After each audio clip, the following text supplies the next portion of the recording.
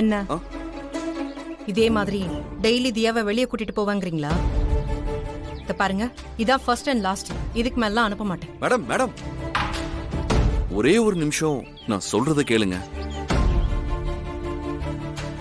நான் கேட்க வந்ததே வேற. என்ன?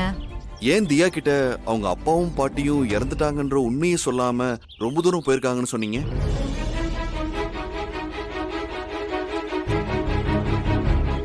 இல்லாதவங்கள இருக்காங்கன்னு சொன்னா அப்பாவும் பாட்டியும் கண்டிப்பா ஒரு நாள் வருவாங்கன்னு எதிர்பார்த்து அவ ஏமாந்து போயிட மாட்டாளா?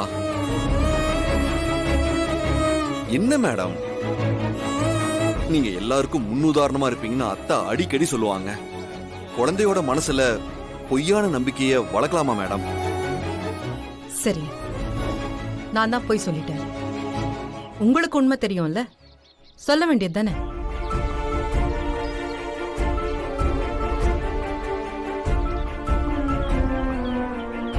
நிஜமாவே பாட்டியும் அப்பாவும் திரும்ப வர மாட்டாங்கன்னு தெரிஞ்சா அந்த பிஞ்சு மனசு எவ்வளவு பாடுபடும்.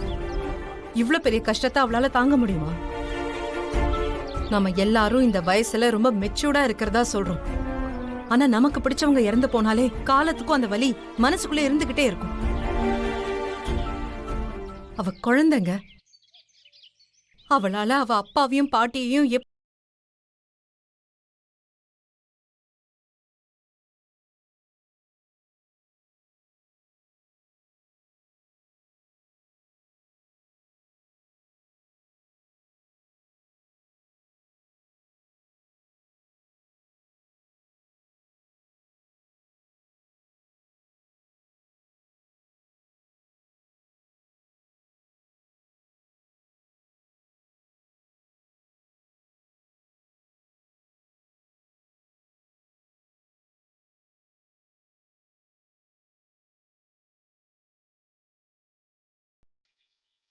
தியா கிட்ட இத பத்தி நான் பேசவே மாட்டேன். மேடம், நம்பலையா? நீங்க வேணா கை நீட்டுங்க, நான் சத்தியம் பண்றேன். நம்புங்க மேடம்.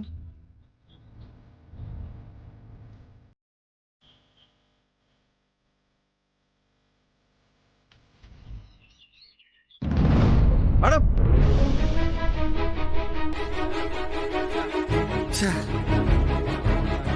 கைய தொட்டு சத்தியம் கூட பண்ண விட மாட்டேங்கிறா.